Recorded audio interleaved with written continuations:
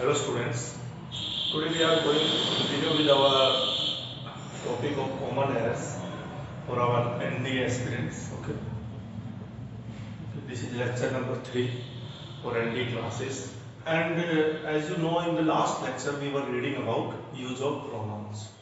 Okay, we have taken some important rules regarding the use of pronouns. Now we are going to carry it forward. Okay, so to be continued, we are going to discuss next rule. Okay. Now, what does next rule say? When a pronoun is the object of a preposition, it must be in objective case. Okay so what does it mean कि जब भी आपके पास एक pronoun होगा और वो preposition के बाद आएगा उसके ऑब्जेक्ट का काम कर रहा है तो उसके लिए हम क्या करेंगे, उसके लिए जो हमारे पास जो प्रोनाउन का केस होगा वो कौन सा केस होगा? ऑब्जेक्टिव केस होगा। ओके, ऑब्जेक्टिव केस कैसे होगा? For example, the gifts are for you and me. Okay, the gifts are for you and me. So what does for क्या होता है? For हमारे पास क्या है? प्रपोजिशन है. Okay.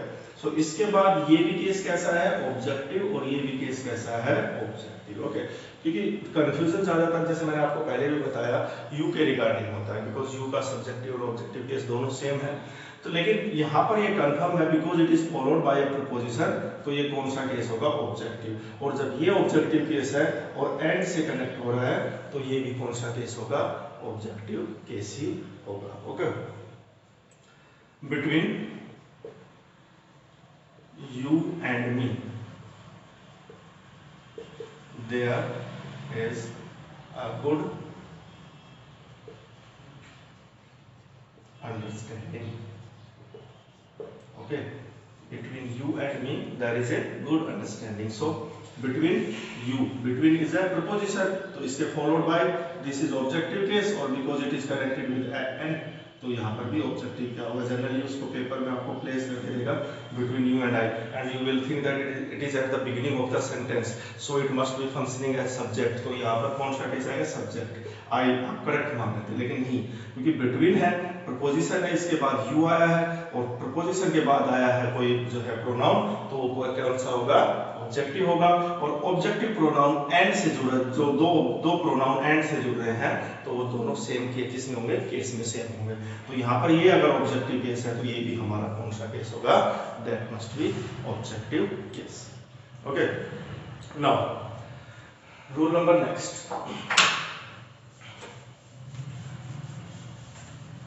नेक्स्ट रूल है हमारा a relative pronoun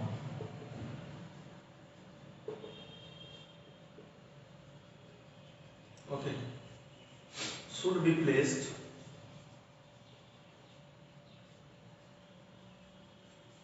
as near as possible to the noun it is used for। देखिए क्या होता है कि प्रोनाउन, रिलेटिव प्रोनाउन, जैसे relative pronoun who, which, where, तो इनको जब हम प्लेस करेंगे तो इनको हमें जिस प्रोनाउन के लिए यूज हुआ है उसके जितना नजदीक हो सके उतना हमें प्लेस करना चाहिए। Okay, let's see, I have read Shakespeare's works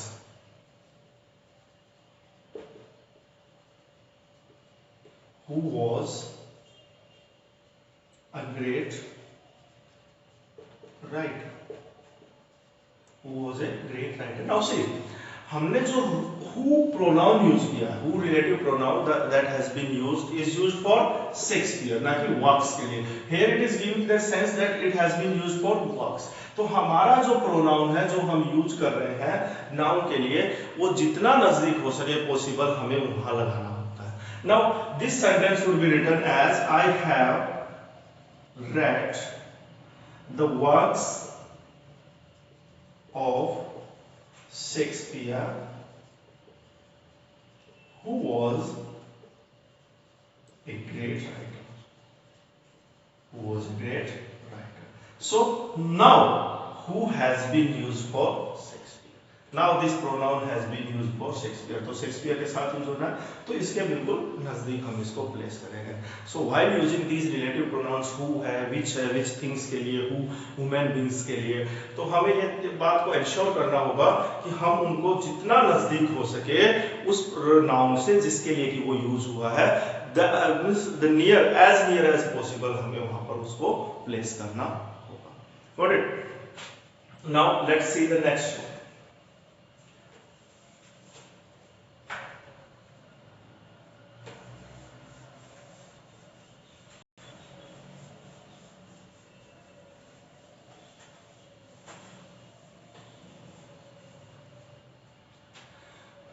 देखिए, the complements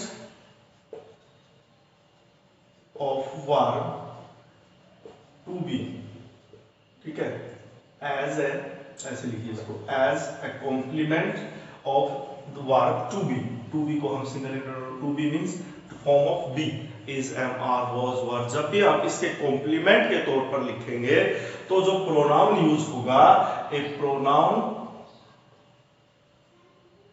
must be in nominative or subjective in case. देखिए थोड़ा सा देखने की बात है, टू बी की मीन्स फॉर्म इज है, एम है, आर है. जब भी ये यूज होंगे तो हमेशा जो है क्या होगा, क्या होगा कि जो आपका प्रोनाउन होगा वो कैसा होगा, सब्जेक्टिव केस में होगा. जैसे it was he or him who helped me. देखिए सेंटेंस को देखकर हमें ऐसा लगता है कि इट सब्जेक्ट है, वर्ब है, and there should be him, it was him.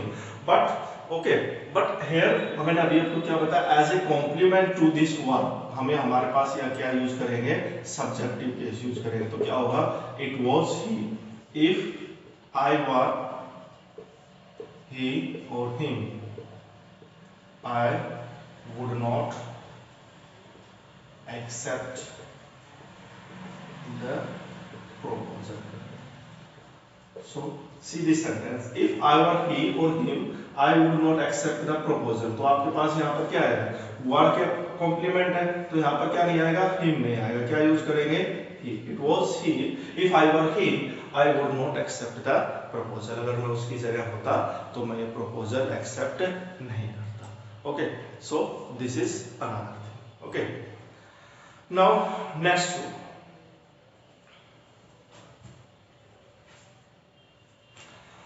Now see the next rule, and the next rule, what does the next rule say?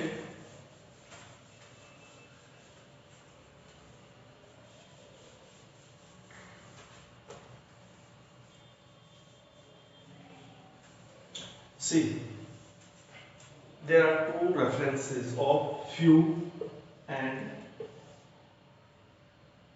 little. Okay, I am taking these with this क्योंकि ये determiners में आते हैं, लेकिन मैं इनको थोड़ा सा आपके साथ यहीं पे डिस्कस कर रहा हूँ. लिटिल एंड ए लिटिल, और इनके तीन तीन एक्सप्रेशन होते हैं, अ फ्यू और द फ्यू, और इसी तरह से लिटिल, अ लिटिल और द लिटिल. ओके, तो इनकी सेंस क्या रहती है, कैसे, मींस दोनों का मतलब होता है बिल्कुल थोड़ा, है ना, माइनर है, लिटिल का भी और फ्यू का भी. तो दोनों सेंस क्या होती है, फ्यू तो यूज होता है भाई साहब काउंटेबल नाउन्स के लिए, ओके, और लिटिल यूज होता है अनकाउंटेबल नाउन्स के लिए. इसके लिए यूज होता है अनकाउंटेबल नाउन्स के लिए. अब हमारे पास जो नेक्स्ट चीज आती है वो क्या होती है कि तीनों में डिफरेंस क्या है। ये तो हो गया few, a few and the few, they are used for countable nouns. Little, a little and the little, they are used for uncountable nouns. So where is the difference between these three expressions? तो आप देखिए हम तीनों को एक एक कर लेते हैं। मींस जो बात few में है वही little में है, a few में है वही a little में है, और the few में है वही the little में है। फर्क क्या है? This is for countable nouns and this is for uncountable nouns. Okay, let's see what is the difference. Few and little are used for negative sense. Negative sense बिल्कुल ना के बराबर, almost none. Okay, और ये use होते हैं दोनों positive, means थोड़ा, that can be sufficient or that can be that is not to the full strength but satisfactory level. Okay, तो दूसरा इसमें सेंस होता है, और ये positive as well as negative. Okay, कि मींस थोड़ा सा था वो खत्म हो गया, थोड़े आए थे वो चले गए, थोड़ा था वो मींस अब्जॉर्ब कर लिया, या होना था वो नहीं हुआ। तो इस सेंस में मींस था और नहीं हुआ बात में, तो in that sense the few and the little are used. Okay, so let's see their examples. Their examples. First of all, let's see of few. Means few means negative, बिल्कुल ना के बराबर। There are few men who are free from fault. अब देखिए sentence को देखिए आप, There are few men who are free from fault, है? तो इसका मतलब क्या हुआ कि इस वर्ल्ड में कितने ऐसे आदमी होंगे जिन्होंने कभी अपनी लाइफ में फॉल्ट ही नहीं की होगी, गलती नहीं की होगी, मिस्टेक ही नहीं होगी, ऑलमोस्ट ना देयर मस्ट बी नोबडी होगी, बिल्कुल ना के बराबर होगी। तो इस सेंस में देयर आर फ्यू, बिल्कुल ना के बराबर ऐसे चांसेस, तो उसमें हम क्या यूज करेंगे? Few. Now let's C a few. A few students will pass the examination. Okay, अब यहां पर ये क्या कहना चाहते हैं फ्यू से कि भाई थोड़े से स्टूडेंट्स पास हो जाएंगे, ना सारे भी नहीं होंगे, आधे भी नहीं होंगे, मींस इतने सेटिस्फैक्टरी लेवल के स्टूडेंट्स पास हो जाएंगे, इसका मतलब ये है। ओके, एंड द थर्ड जो है वो भी positive as well as negative, तो इसको हम कैसे करेंगे? The few students who came here have gone. ठीक है, तो जो थोड़े से मींस इसको प्रॉपर नाउन एक तरह से यूज लिया जाता है, तो थोड़े से स्टूडेंट जो आए थे वो भी क्या हो गए हैं? चले गए हैं। The few students who came here have gone, अब वो भी चले गए थे, तो थोड़े थे पॉजिटिव लेकिन अब वो चले गए, तो मींस अब वो भी। And same is the case with little, a little and the little. Okay, अब देखिए इनको कैसे। After such A terrible accident, there are little chances of his recovery। देखिए, आफ्टर ए टेरिबल एक्सीडेंट, वो बड़ा जो है ना टेरिबल, बड़ा भयानक एक्सीडेंट हुआ है, तो उस एक्सीडेंट के बाद रिकवरी के चांसेस कैसे हो जाएंगे? लिटिल, मींस ऑलमोस्ट ना के बराबर। तो इस सेंस में हम क्या यूज करेंगे? लिटिल। अ लिटिल नॉलेज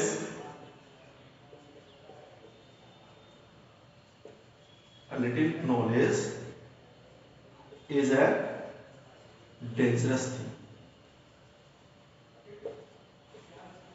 इसका क्या मतलब हुआ कि आधा अधूरा ज्ञान means that is not full up to the mark. ऐसा आधा अधूरा ज्ञान क्या होता है? हमेशा डेंजरस होता है, खतरनाक होता है। तो इस सेंस में हमने क्या यूज किया है?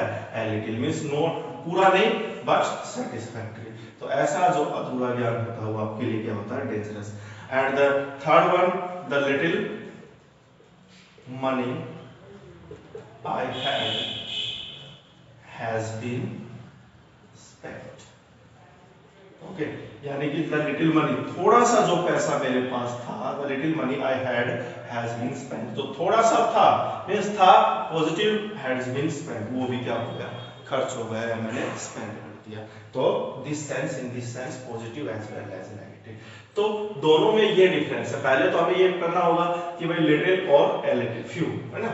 कि जनरली सीधी सी बात है, अब दिक्कत आती है जैसे money, some of the students may argue that money is a countable noun because money can be counted, but बेटा that is not countable. money countable नहीं है, पैसा देखिए सीधी सी बात ये होता है कि जिस चीज को हम नंबर्स में कैलकुलेट कर सकते हैं दैट इज काउंटेबल, और जिसको काउंट या मेजर करने के लिए हमें किसी यूनिट की जरूरत पड़ती है that is considered to be uncountable. जैसे मान लीजिए there is one bench, one chair, one student, one member, तो उनके साथ वन मेंबर मींस उसके बाद हमें कोई जो है यूनिट लगाने की जरूरत नहीं पड़ती। बट इफ वी से देयर इज 1 लीटर मिल्क, तो litre is a unit, okay, countable. Okay, 1 rupee that is means 1 rupee note, 1 rupee coin, तो वो क्या है कि जहां पर हमें एक यूनिट की जरूरत पड़ती है 2 केजी शुगर, तो 2 केजी, तो इस तरह से जब भी आपके पास इन चीजों की जरूरत पड़ती है, यूनिट्स की जरूरत पड़ती है मेजर करने के लिए किसी चीज को, it mean that must be uncountable noun. और जहां जरूरत नहीं पड़ती है आपको इन चीजों की that is countable noun. 1 chair सीधा सीधा बता सकते हैं, 1 स्टूडेंट। तो मनी के लिए भी हमें क्या पड़ती है, रुपी है, डॉलर है, पौंड है, ये इनको काउंट करने के लिए हमें यूनिट की जरूरत पड़ती है, करेंसी की जरूरत पड़ती है। So money is taken as uncountable noun. So the little money I had has been spent. तो कीप इन माइंड 3 एक्सप्रेशंस हैं, few little, a few a little, at the few the little। तो तीनों में क्या difference है कि few and little are used for negative sense means almost none, a few and a little are used for satisfactory level कि इतना होगा, और the few or the few or the little जो है वे negative as well as possible, था कुछ था, थोड़ा बहुत था, but that has been lost or that has been spent or that has gone। तो इस सेंस में हम the few का यूज करते हैं। Now let's see the next thing।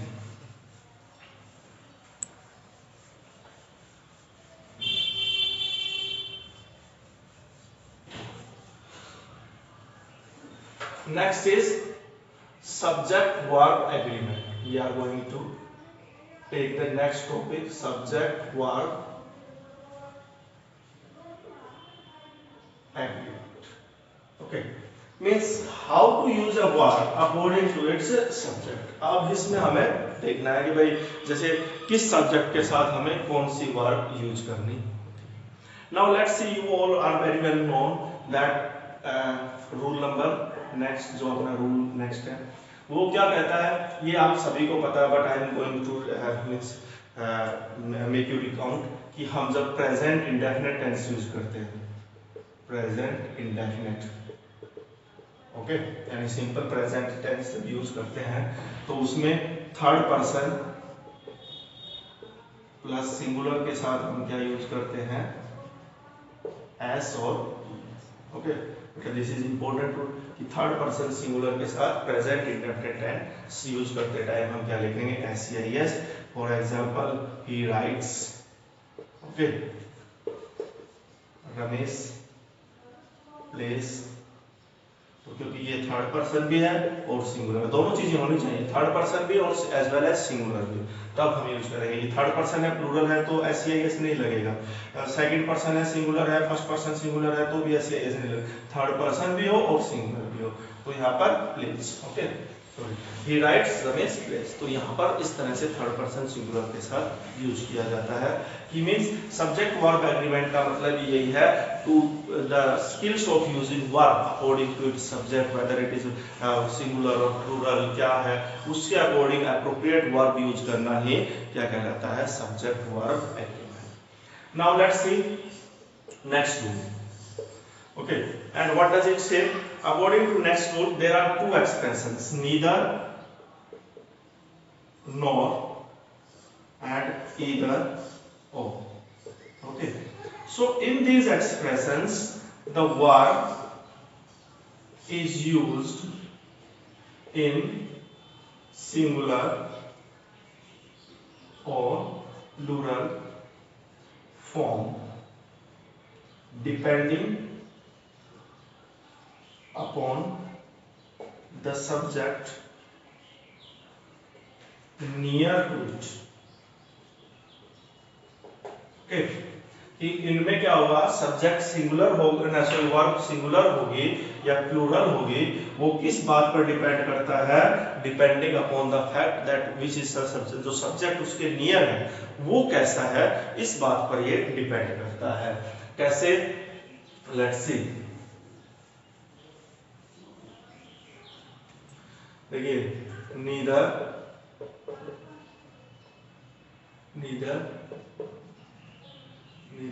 the builder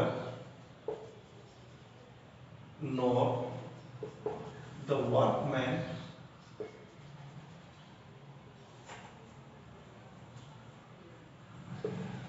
responsible for the fault. Now let's see, और आपको यहाँ पर यूज करना है is और are में से। ओके, अब देखिए, neither the builder nor the workman is responsible for the fault। अब हमने क्या बताया, neither nor और either or का कॉन्सेप्ट क्या है कि neither nor, अब इसमें दो सब्जेक्ट होंगे, एक तो neither के साथ और एक आपका nor के साथ। अब वर्ब किस पर डिपेंड करेगी, जो उसके नियर है, जो उसके नजदीक है। अब नजदीक क्या है, वर्कमैन, तो वर्कमैन है तो यानी कि यहाँ पर क्या होगा, प्लूरल में यूज हुआ है, तो यहाँ पर जो हमारी वर्ब होगी वो क्या होगी, आर, ना कि is. So neither the builder nor the workman are responsible for the fault. Okay, अब हम देखते हैं दूसरा sentence.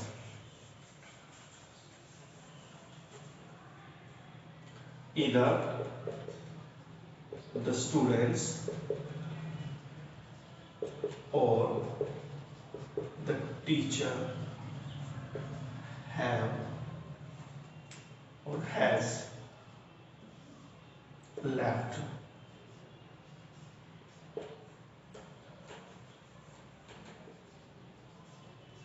the class. For example, if you see, either the students or the teacher have or has left the class। अब हमारे पास क्या है, दूसरा एक्सप्रेशन देखिए, ईदर और हो, दो सब्जेक्ट्स हैं, ये प्लूरल है और ये क्या है, सिंगुलर है। तो अब डिपेंडिंग अपॉन द रूल क्या होगा, हैव और हैज, क्योंकि इसके नियर क्या है, टीचर, और टीचर क्या है, सिंगुलर, तो सिंगुलर क्या है, वर्ब यहाँ पर यूज हो रही है ना, तो यहाँ पर जो बाद वाला जो सब्जेक्ट है वो देखिए सिंगुलर है, प्लूरल है, सिंगुलर है, तो इसके अकॉर्डिंग हम क्या यूज करेंगे, हैज यूज करेंगे, ना कि have.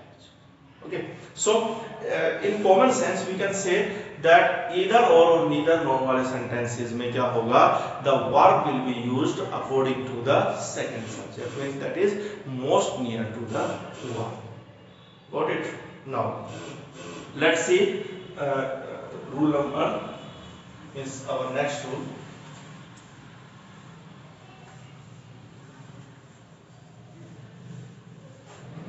We have some expressions, और उनके साथ क्या होता है कि हमारे पास, जैसे मैंने आपको प्रोनाउंस में भी जो है ये बताया था कि क्लियर नहीं होता है, जैसे someone, okay, somebody, everyone, okay, each,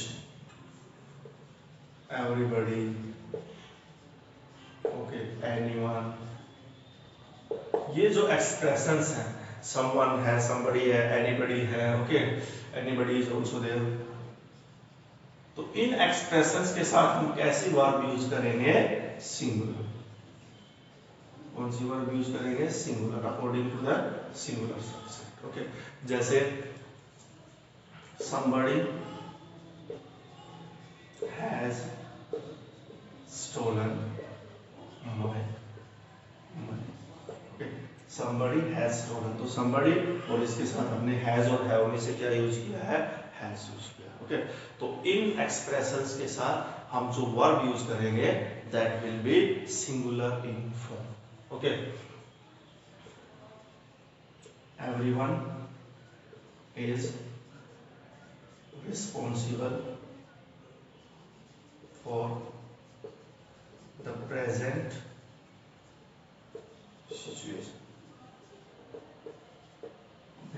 So is responsible, everyone के साथ हमने क्या यूज किया, is या नॉर में से is यूज किया, are यूज नहीं किया, because everyone is responsible for the present situation। तो हम यहाँ पर क्या यूज करेंगे, इज यूज करेंगे, ना कि आर यूज करेंगे और एम यूज करेंगे, प्लूरल यूज नहीं करेंगे. We will always use singular verb with that. Now let's see the next rule.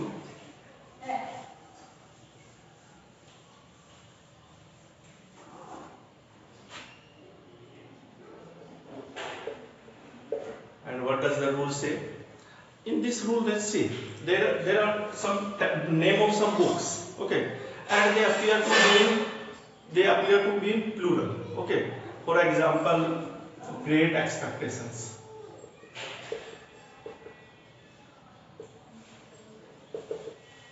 Great Expectations, okay. Expectations, okay. So let's see, Great Expectations is a good book, for example, है ना. तो अब क्या होगा आपके पास, जैसे मान लीजिए आपको ये लगे ग्रेट एक्सपेक्टेशंस और यहाँ पर क्या है इज और आर, ओके. तो we see expectations and as soon as we see the word expectations we incline towards using plural, but that is not the case. This is the name of a book, और जब भी आपके text में होगा, question paper में होगा, the name of the chapter और the name of the book will be given in italics. Italics में जो स्लाइटली जो टिल्टेड जो वर्ड्स होते हैं दे आर कॉल्ड इटैलिक्स. तो इटैलिक्स में लिखा होता है. तो नेम ऑफ द बुक वो जो है हमेशा किस में लिखा जाएगा, इज में लिखा जाएगा, यानी कि सिंगुलर में लिखा जाएगा. जैसे आपके पास एक और है टॉम जोन्स, okay.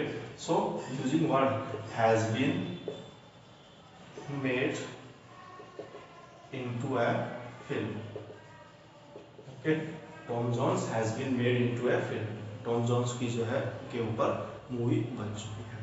तो यहाँ पर क्या यूज किया, देखने को तो हमें ऐसा लगता है टॉम जोन्स, तो यहाँ पर क्या आएगा हैज, ओके, ना कि हम क्या यूज करेंगे हैड यूज करेंगे. क्या यूज किया जाएगा हैज, ओके.